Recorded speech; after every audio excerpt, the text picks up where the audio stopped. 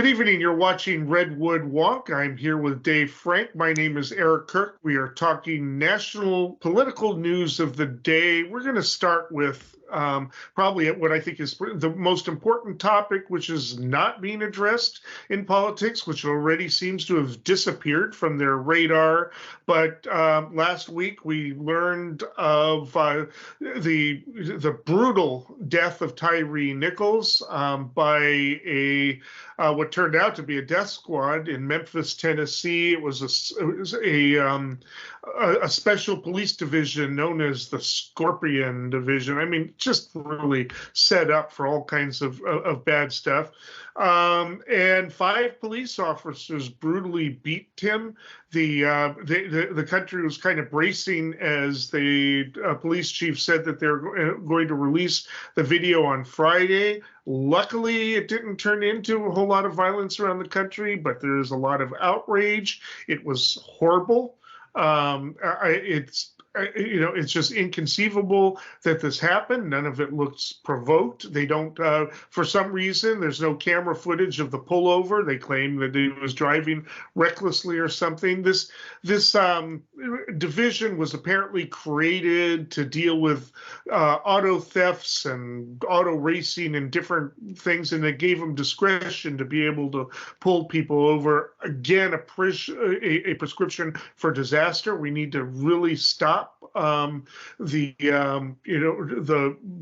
pullovers that aren't based on something, and maybe police shouldn't even do traffic stops. We've got the technology now that there are actually other people who don't even have to pull people over. They can get them on camera. You get a ticket electronically, and then you fight it later. I mean, it's just there are different ways that this can be done, and but the pretext stop, as we are very familiar with here on the North Coast, is something that has led to many deadly altercations between police and drivers, and disproportionately with young Black male drivers. This was 5 officers. It's really disturbing to watch.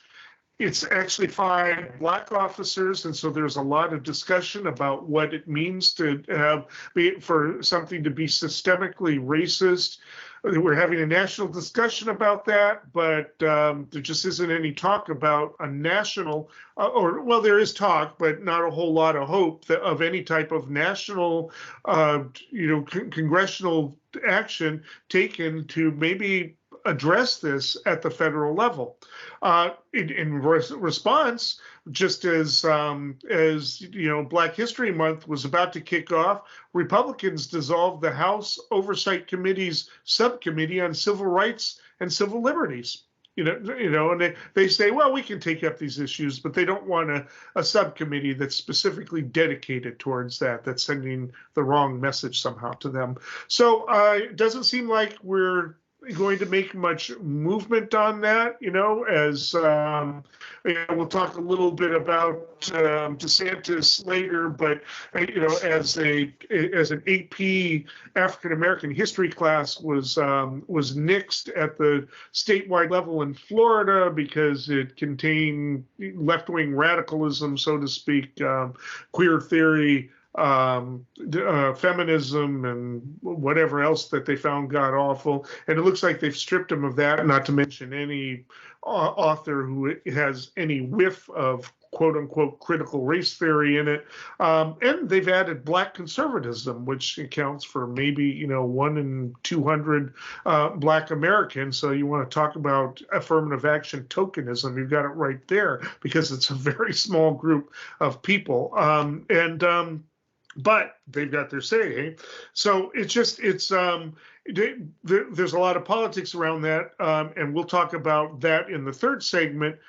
But getting back to the question of police brutality, there just doesn't seem to be the politics to do this. The Black Congressional Congress is calling on Biden to use his pulpit to push for something, but with the Republicans controlling the House, it just doesn't seem like it's going to happen. The messages are not being sent that there's any indication that they think that there's anything that Congress can do.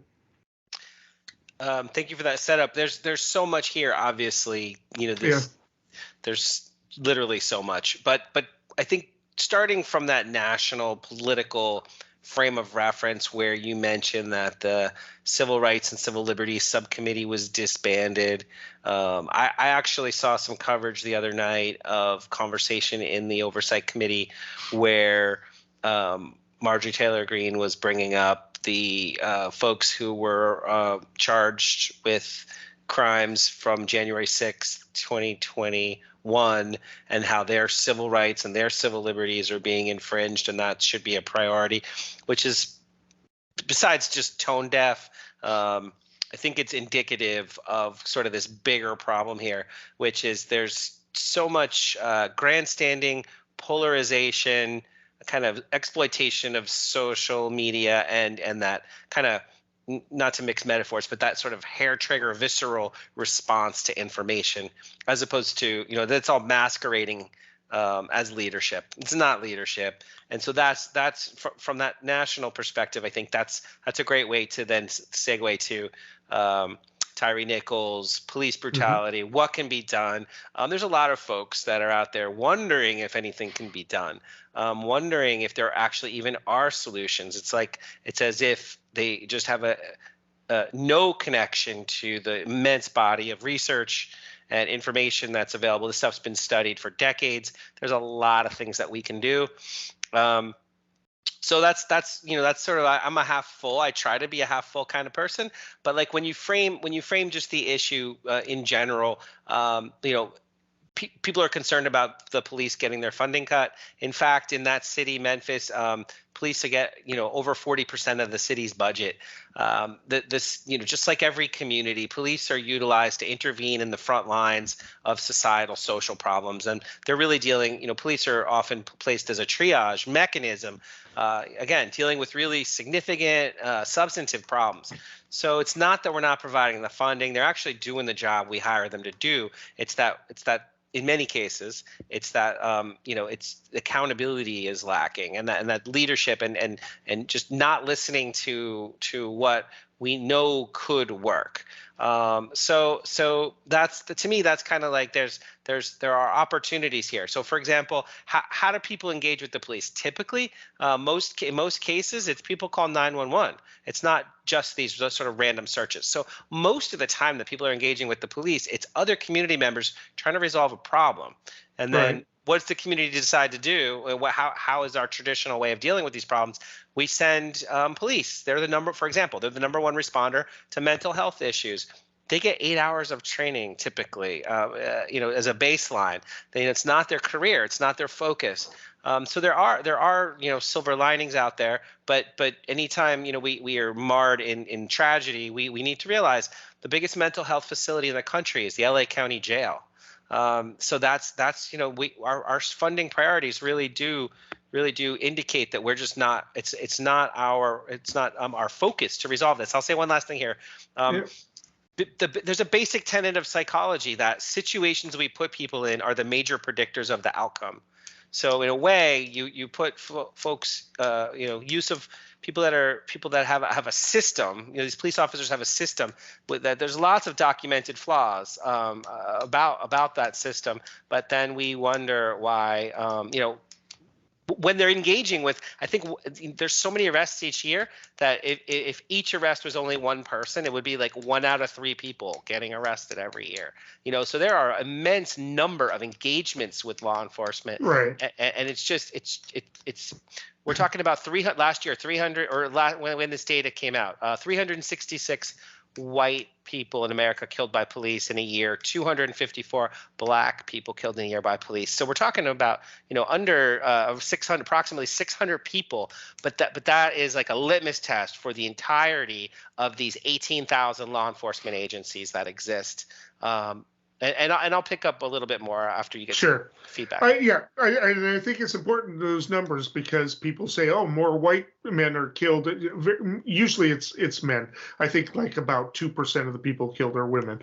But it's but it's and there are reasons for that that you can go into in terms of different types of biases. But when you consider that you said something like 250 are black, like close to half or maybe 40% of them, they're represented by 13% of the population in Right. general. So they are disproportionately. So yes, more white people are killed from an arithmetic perspective, but if you go take an algebraic perspective, no, more black men are killed.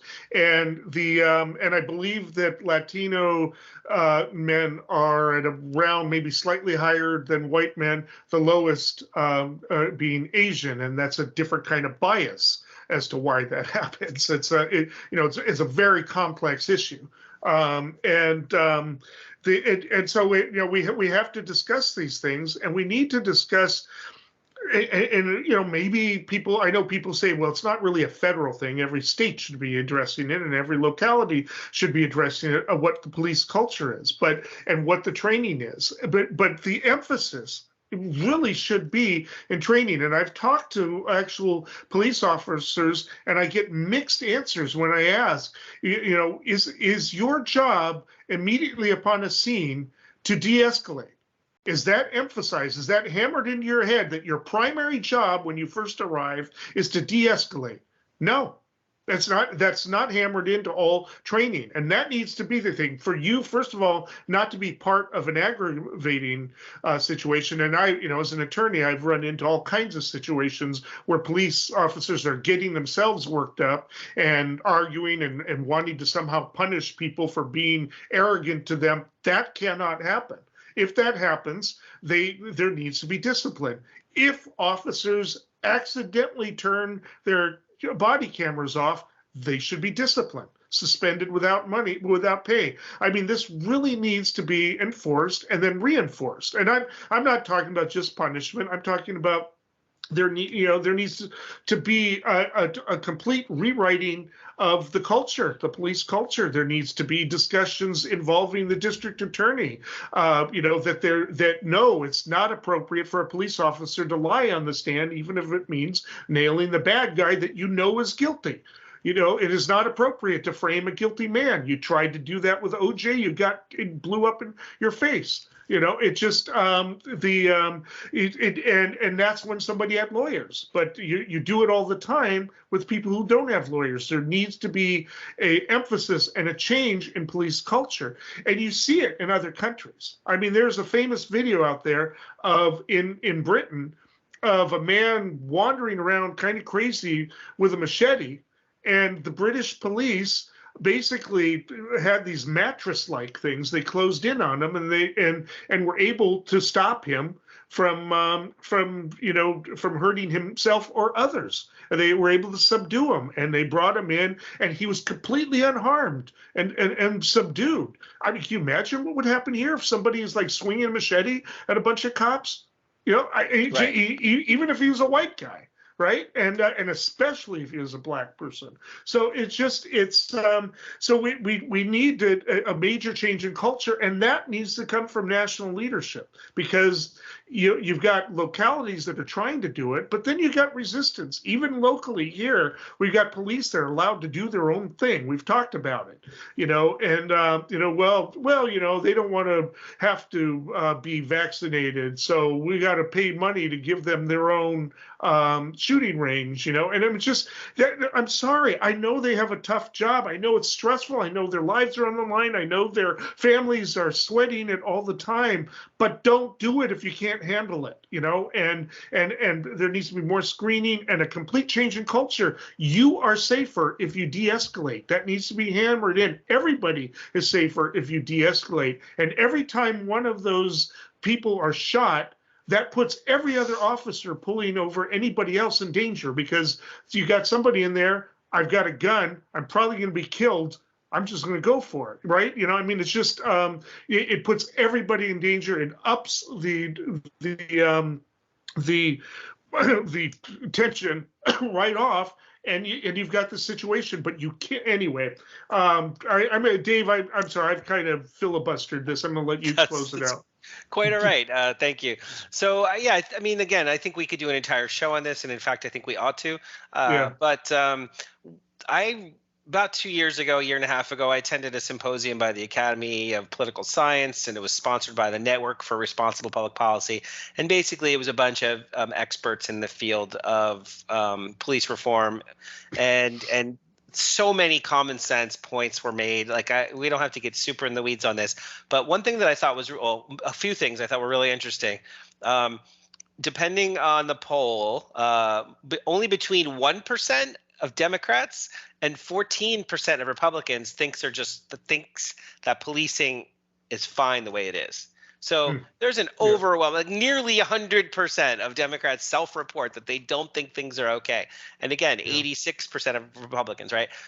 Even a majority of active police members support all top 10 of the proposed reforms that scholars have put forward. So it's really one of those cases where like the sensationalism and the mistrust and the disgust is what's driving the sort of herd mentality on this, as opposed to people actually standing up and really supporting. 95 to 99% of all people support reform. So why are we not doing it? Why are we not seeing it? It's just not, people aren't really managing it well. And I'll just say one last thing really, really quickly. There are pilot projects out there that are proven effective, and we just need to have a little bit more showcasing of those types of reforms. Yeah, I think we need more national leadership, though. Let's see what Biden says at his State of the Union address. This debate today, it's about who gets to be an American. What opinions do we have to be counted as Americans? This is what this debate is about, Madam Speaker. There is this idea that you are a suspect if you are an immigrant, or if you are from certain parts of the world, or a certain skin tone, or a Muslim. It is no accident that members of the Republican Party accuse the first Black president, Barack Obama, of being a secret Muslim. Is anyone surprised that I am being targeted? Is anyone surprised that I am somehow deemed unworthy to speak about American foreign policy? Or that they see me as a powerful voice that needs to be silenced? Frankly, it is expected. Because when you push power, power pushes back. Okay, we're going to talk a little bit about the politics of committees, which are changing. It used to be that, when you were in the majority, you got to choose, control of the committees in the House, in the Congressional House, but the other party gets to choose their own participants in it. Well, we ran into, I don't know if that's always been true. I think that if I researched it, there's probably been exceptions to that. But this last time around, we had an insurrection. And so we had, and we had people who have threatened violence and acted in such a way that they're threatening violence. You had Representative Green, Marjorie Taylor. We like to talk about her following around I think a teenager who is a victim of of one of the mass shootings and harassing him and making all kinds of weird statements and stalking Ocasio-Cortez and doing a lot of things. And then you had Gosar, who did that video that depicts AOC being killed by a sword, right? And so these were violent things. These were things that could actually encourage, in some strange minds, violence against people, particularly Ocasio-Cortez. And so the Democrats decided, we can decide whether this was right or wrong, to remove them from all committees, disallow both of them from any committees for the past couple of years. In the meantime, they also didn't allow Jim Jordan into the January 6th committee because they felt like that was going to be a fox in the hen house. So as a result, the Republicans, McCarthy boycotted the January 6th committee. I think they regret that now, but they did. And so we've got the politics. So the Republicans, the Freedom Caucus set, have wanted revenge. So they wanted some type of equivalent. They talked about it, and we've talked about this. They took what's his name, California, Schiff, off of the Intelligence Committee, and Swalwell because he slept with a Chinese woman, whatever, and Schiff because they don't like him, and and they are now getting set to remove Omar. I don't know if they're removing her from all committees, but they're going to remove Ilhan Omar from the select committee, from the intelligence committee, and they're about to take a vote tomorrow, which means McCarthy finally has his votes, even though a couple moderates have been holding out. It looks like they've made the switch and are going to vote to take her off the intelligence committee. She's been very effective and good on the intelligence committee, so it's a real shame. So for the next couple of years, she'll probably have to serve elsewhere. In the meantime, Santos, we've talked about, and everybody's talked about George Santos. I kind of avoided him on this show because I just think it's such a fiasco that he's even in Congress. But he has selected himself to not be on any of the committees. And the Republicans are hesitant to do anything that might result in him being removed from office because they've got such a slim majority, they can't afford to lose him. But he has selected himself off of the committees. And that's where we're at. So now we are at the point where, the committee have been politicized in a sense that people are being taken off. And does that mean Democrats in 2 years have to come up with Republicans to remove, or will it stop here? I don't know, but there's a difference. There's a difference. They're taking Omar off supposedly because of anti-Semitic remarks that she has made. And I doubt that, because there have been other people in the House who've made anti-Semitic remarks that were actually much worse than what she's made, and they've gotten to stay on committees. So, what's the story there? I'm going to let you in at this point, Dave. Yeah, sure. So this is one of those things where it's like the what's the word? The pendulum is swinging back towards the direction of Republican control. It's arguable that the decision to prevent Marjorie Taylor Greene and some of the others who suggested violence. Gomert, right? That's his name, Eric, you said? Yes. Yeah. Yes. So those folks actually not just threatened violence themselves, suggested violence themselves, but it resulted in real violent threats. I saw Ilhan Omar and Adam Schiff and Congress member Swalwell all say on television when interviewed, they had said that they have security details that have security has been threatened. They're actually there are continuous violent threats against them, and I heard Ocasio-Cortez say the same thing. So this isn't just hypothetical or theoretical, and so I think that violence against Congress members, I think that rose to the level where you could arguably justify removing people from a committee, maybe not. But what we're seeing now is really just retaliation, which ought not be considered ethical, I don't think. For example, like you said, Ilhan Omar, the Foreign Affairs Committee, they're saying she's not, what I've seen people say is she's not, she should be disqualified because of that committee has too much importance in dealing with international relations, and the sort of ignorant statements that she made equating U.S. and Israeli violence to Taliban and other extremist Hamas violence, that's a disqualifying comment. And I would just argue, if saying ignorant things is disqualifying people from committees, that's not the standard that we're going to want for a lot of these folks, because watch yourself some C-SPAN and you'll be nauseous. There was another trope that she did that associated Jews with money. She talked about how it was the Benjamins, which reference to Benjamin Franklin's, and that was what was influencing Israeli policy.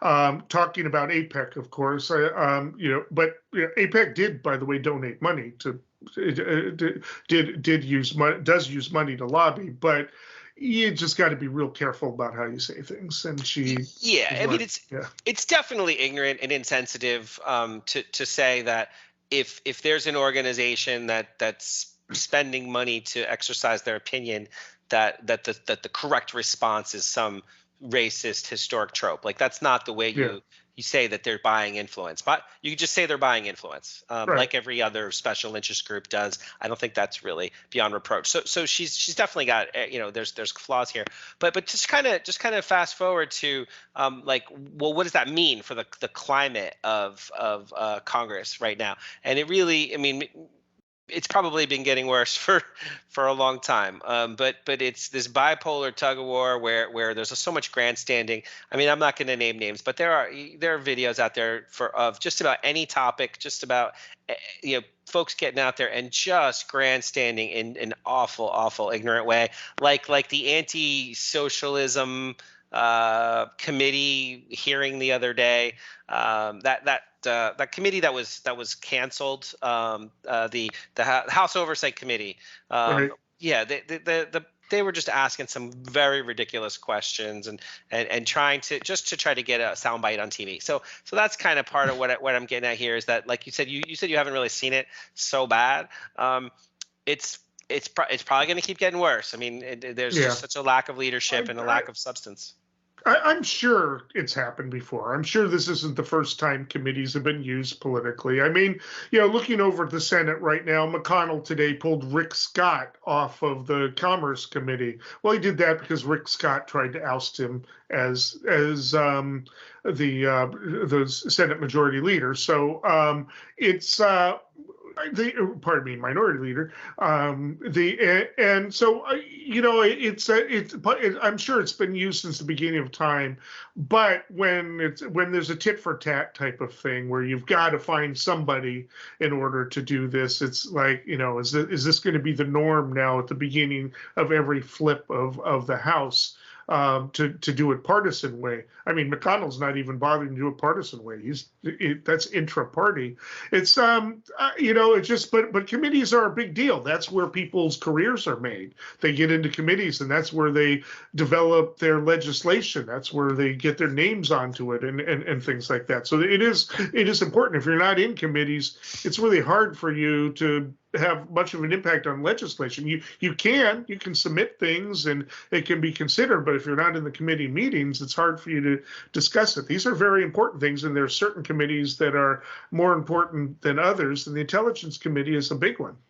So Financial Services Committee, Katie Porter, Congress member who's announced she's running for Senate. She's famous for her whiteboards, and yes.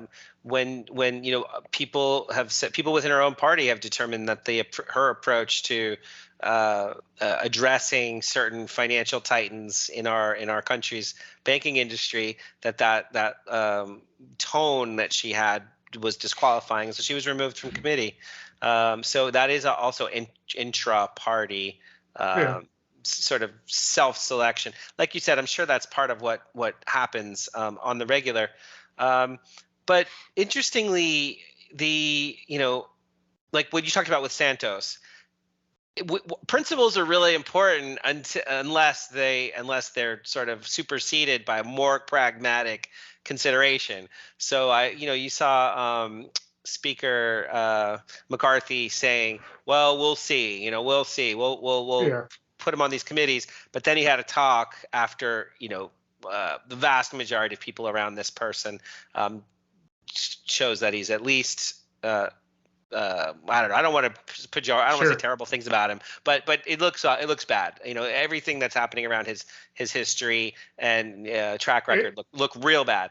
It looks like, and he's being investigated for a crime at the moment. Yeah, probably multiple crimes, I think. Yeah. And so there was probably some little bit of an unwritten convo there where it was like, okay, you're going to need to disqualify yourself for a while, step out here.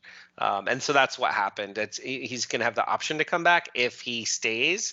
Right. That's I think that one's kind of an outlier in terms of committee assignments. But truthfully, getting back to Ilhan Omar, my understanding is that there were a bunch of Republicans who were moderate Republicans who weren't going to go along at first because the language in the way that was worded to disqualify her didn't include the option for like an appeal. and consideration on the merits and a fair hearing. They thought they didn't want to go down that road where the speaker's power and the majority power was so solid that they could just like rip the carpet out from under any single member in almost a like a bullying type approach of getting your way. That people should, in order to be disqualified, you should at least have your day in court, so to speak, at least a hearing among peers. And so that I think that was what I think Kevin Speaker McCarthy agreed to, and that brought along a few more people. But the Democrats are still putting her forward to see how this plays out.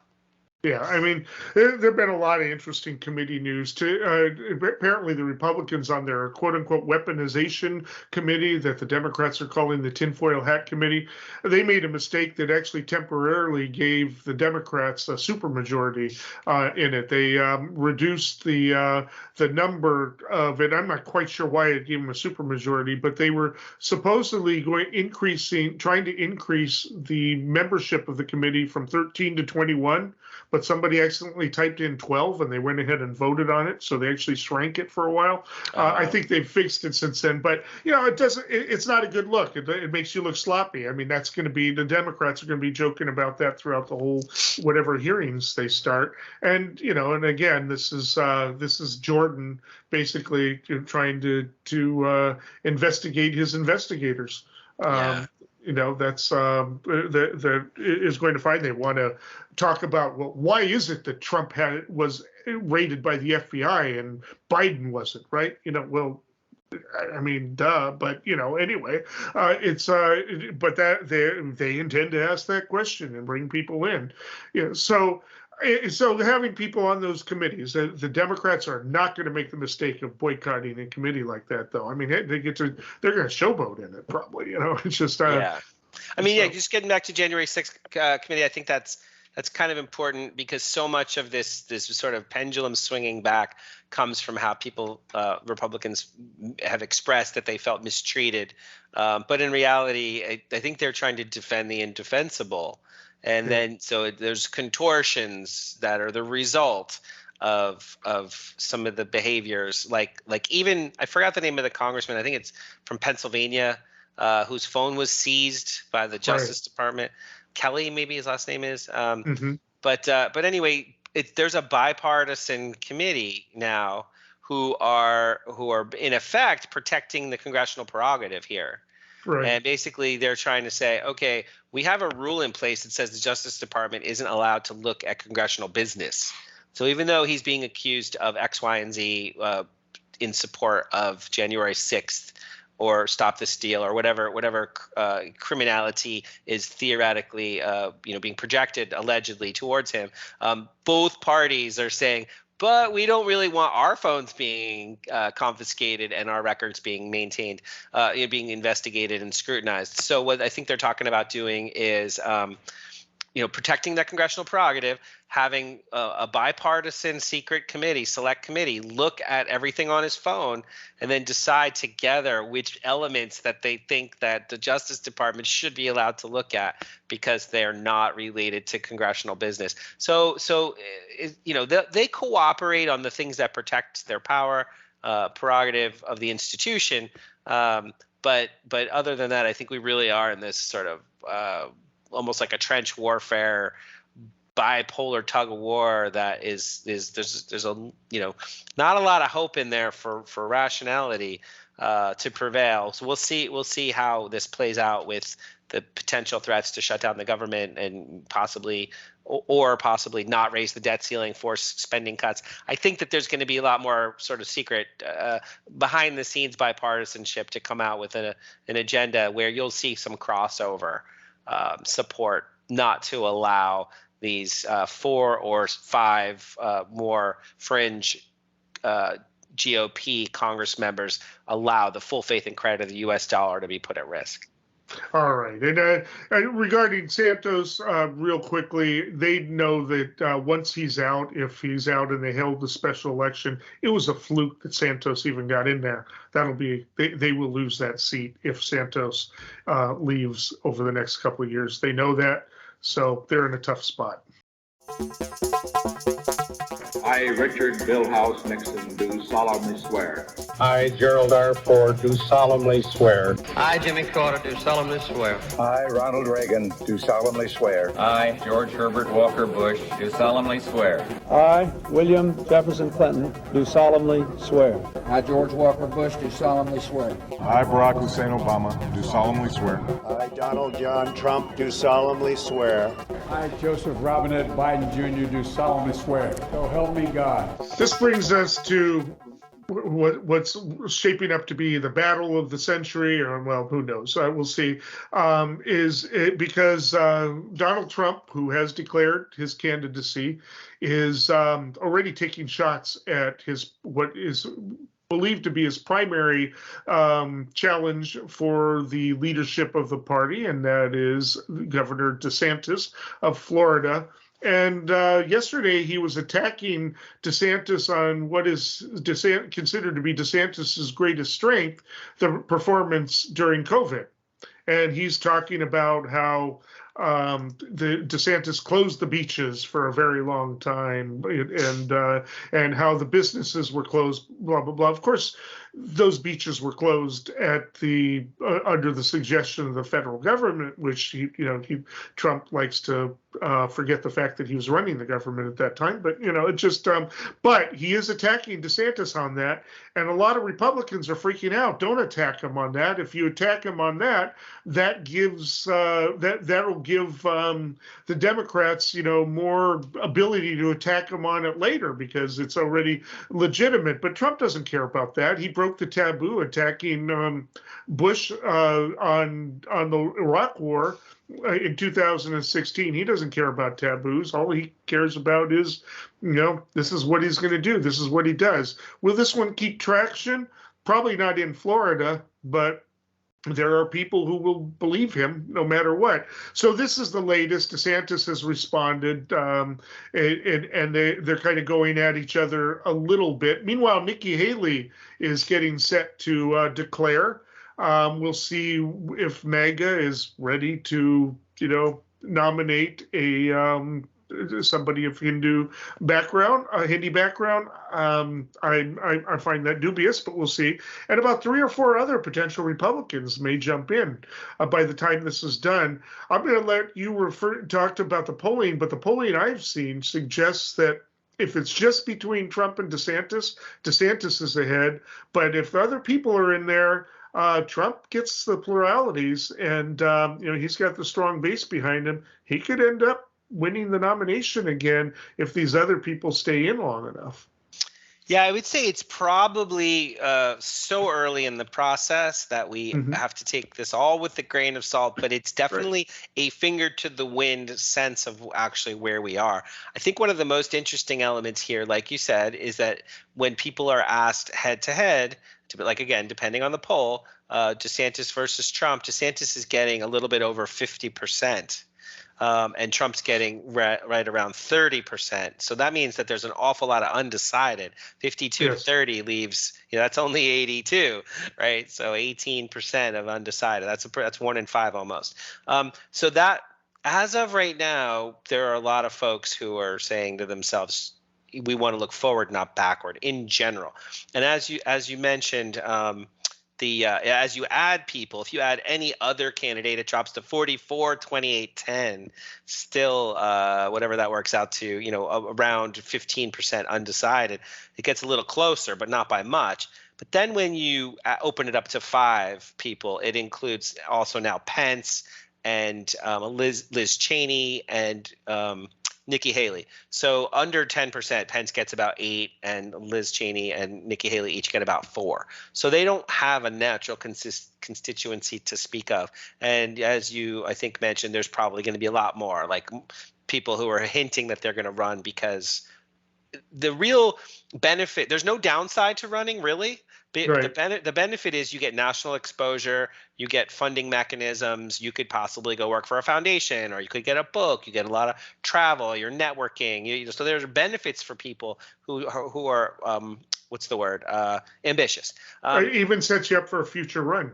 Yes, So, exactly. But the important thing here is that that's still DeSantis 39, Trump 28. So the common denominator here, number one, is DeSantis still has a little bit of an advantage over Trump, somewhere between a little and a lot.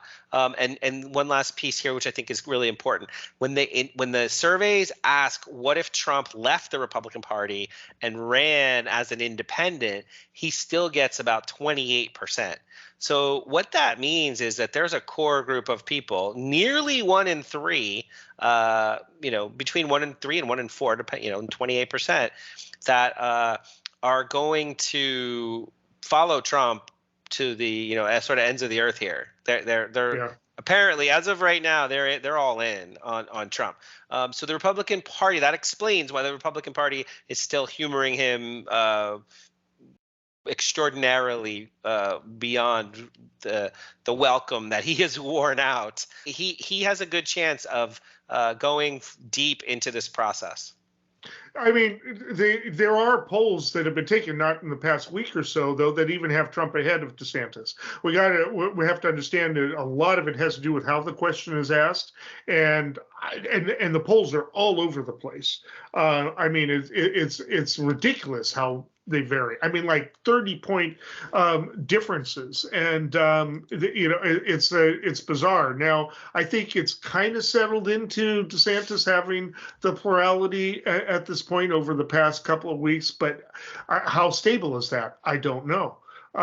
It's just, but that's the thing. So I'm looking at. Actually, Morning Consult poll, January 27 to 29, has Trump up by 17%, and then 24 to 26 up by 20%. The Echelon Insights has Trump up by 2% if there's more people, but DeSantis up by 5% if not. McLaughlin and Associates has DeSantis up by 24%, but as you say, it's a lot closer if other people get in there. And as you go further back, it's different. Emerson College has Trump up by 26%. So, and that's an A- rated poll. I think I think 538 ought to dock them down a little bit because they did miserably last year. But anyway, at any rate, they've got Trump up by 26%. So it's just it goes on and on and on. And some politicians are obviously not are banking on Trump. They're counting on him to either go the full one. I mean, all right, it doesn't surprise me that J.D. Vance, he owes them, everything. Tommy Tuberville, he's safe in Alabama no matter what. But the one that surprises me is Lindsey Graham. Senator Lindsey Graham, and this is a guy who in 2016 say, if we select Trump, we're going to get killed. This is his history. We know that he privately hates Trump's guts. So why is he this early jumping on that bandwagon? There's a lot of mystery in that. Meanwhile, a bunch of other senators have come out in defense of DeSantis. I think the party mainstream wants DeSantis. He may not be all that different from Trump in terms of policy, but he's more of a statesman. He definitely has a better approach. He killed it in Florida this last time around against Crist. He's got the COVID record if Trump doesn't destroy it for him somehow. And he probably has the best chance of defeating whoever the Democrat is, whether it's Biden or someone else. He's in the best position to do it. But they've got this problem, but they need not only Biden to not split the vote, even if he's not running. Are some of the Trumpers going to bother to turn out? Because one of the reasons the polls are so far off whenever Trump is involved in an election is that he's got so many supporters that don't fit into the most likely voter things. It's because they don't show up to elections so very often. And if he's not in there, are they going to be impressed with DeSantis? Maybe if they live in Florida, but half of them in the rest of the country probably never heard of him. Yeah. So one of the ways that you framed this topic from the outset was that Trump and DeSantis are really preparing for a long battle between each other. There's going to be unknowns. There's going to be people stepping forward. But one of the things that I think that is worth mentioning is Trump's already rolled out his, I think it's called like MAGA Inc. or something like that. It's his super PAC. They're setting up a ground game in the first 4 primary states where they already, like this week, and where they are doing opposition research, and they're going to actually start running. They already hired their TV advertising buyer. They're moving full steam ahead with basically negative advertising against all people who are potentially going to be a threat to his candidacy, which as of right now, that means that DeSantis could probably expect an awful lot of smearing over the coming couple of years. And I think, so that's DeSantis that Trump will theoretically target. But also like Nikki Haley, it seems like he doesn't really take her as a relatively serious threat. He kind of said recently that he said, well, she said she wasn't going to run against me. I told her do what she thinks is best. She's only getting about 4%. I think he's just sort of like not seeing her as much of a real threat. But some people have said, well, is this her auditioning to be his vice president possibly, or DeSantis' vice president? Maybe. But I think Trump has also hinted that he wants a like sort of a really popular female vice president, someone like Kristi Noem from the Dakotas. I don't even remember, South Dakota, I think. Right. Yeah. That would be probably the best candidate for him, actually, if I'm, Yeah. Yeah. In part, like, why don't you say why you think that? Because I think that's important. Well, first of all, she's very popular and successful in her own state, and she is known among the Trump supporters. She was like one of the people who, even after the shooting happened in Texas, showed up to the NRA event to talk, whereas a lot of other political figures weren't. I mean, she's an extremist, or she's got the extremist bona fides. She is charismatic. The only thing is she doesn't carry, the state that she's from, they're going to carry anyway. A lot of times vice presidents are selected because maybe they can deliver a state, that's a swing state. So is there a swing state with a popular woman candidate that might, maybe they could carry with that help? Well, even if he liked Collins was going to select her, he wouldn't be able to take Maine anyway, even though she's popular there, and certainly not in Alaska, right? It's just, so which is becoming more of a swing state. It's just, it seems like that's actually a pretty intelligent, would be a pretty good selection. I don't know, maybe that's what Lindsey Graham is hoping for. I don't know why. For himself to be vice president, you mean? Yeah, for right. for Graham to be the VP selection. I think it's just because I'm really convinced that if Trump wins the nomination, he's going to lose the general. Period. That's just he just is not going to be able to win it. This is going to be too much. The center doesn't want him. The centrists, the people that kind of went along with him in 2016 because of the drip email thing and Comey and the rest. Yeah. Oh, do we want this kind of stuff? They don't want that anymore. They don't want his craziness, right? So, and there's just only so many people on the other side of the spectrum that are going to do it. DeSantis might be able to draw some of those people in because he's got he doesn't come across as extreme even when he's being extreme. What do you think about Tim Scott, South Carolina senator? Tim Scott would be good, but boy, he's got, as we talked about in the last segment, he got pulled off of the key committee. I guess that would give him more time to run, but he's an effective politician, a good debater. It'd be very interesting to see it. That part of the problem is a lot of the people Trump was up against in 2016 were really ineffective debaters. I mean, the best debater of his opponents was Chris Christie, but he didn't go after Trump, right? Rick Scott would go after him. DeSantis isn't actually the best debater either, but he could hold his own.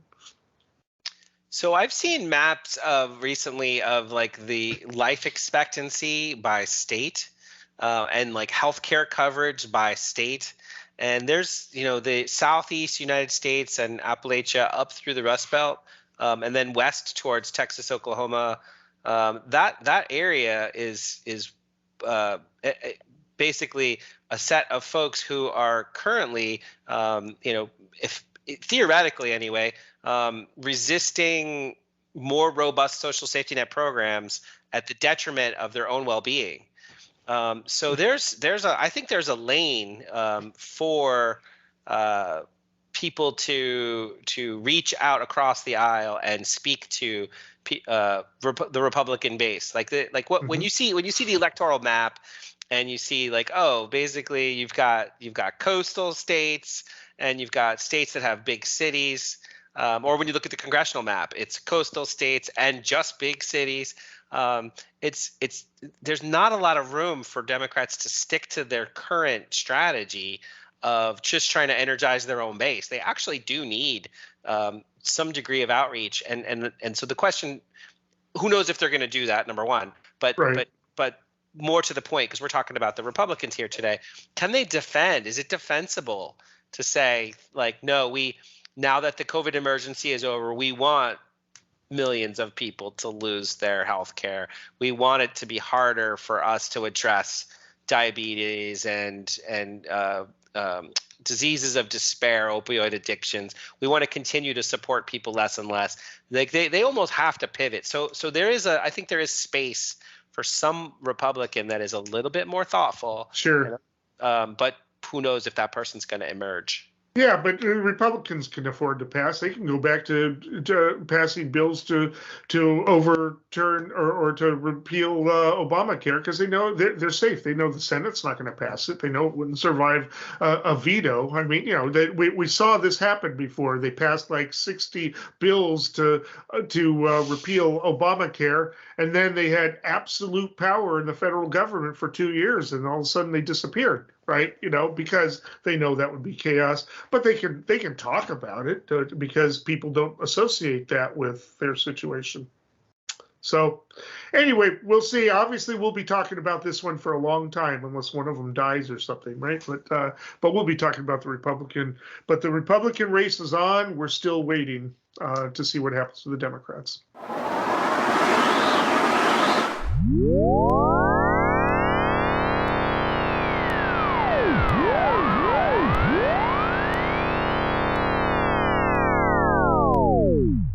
Okay, that brings us to predictions. Dave, what do you got?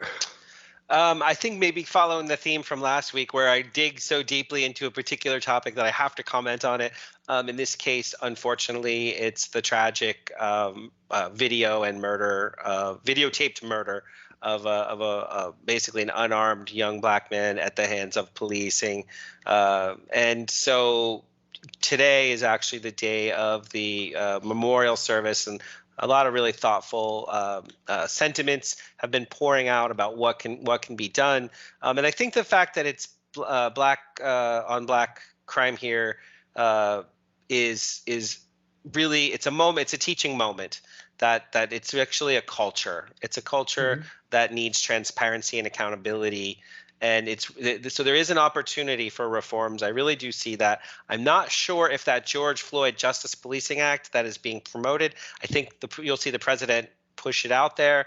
I think that's just going to be the start, because I don't think that the House Republicans are going to carry that bill through just out of general principle. But I do think that so that will be promoted and that will be dismissed. But I think what comes up in the ashes of that conversation will be some common sense reforms, like we saw with gun violence in the wake of the tragic shootings in Texas.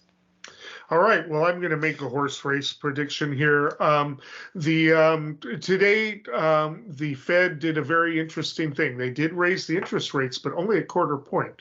That is an indication that they see inflation starting to come under control. They did warn very sternly that that doesn't mean it's under control, that they will continue to up rates probably till the end of the year, or at least keep them higher. But that is really good news, because there's also really good jobs data coming out. We'll find out for sure on Friday, which means that maybe we're going to weather inflation and probably even bring down the price of food. Right now, price of used cars are dropping. I don't know about new cars, and the housing market is in trouble. But we knew that if you raise the rates, that's going to happen. And tech, but the layoffs aren't really happening outside of tech all that much. And there are plenty of jobs for people who lose them. So I am anticipating, unless there's some sort of health problems we don't know, we'll have the State of the Union address, and then we'll have the inflation report come out. I don't know what order that is, but after those two things happen, I think if there is no unknown health issue, that Joe Biden will announce for re-election, and nobody of significance is going to run against him. Well, that finishes this week, and we'll be back next week. Until then, stay informed and stay engaged.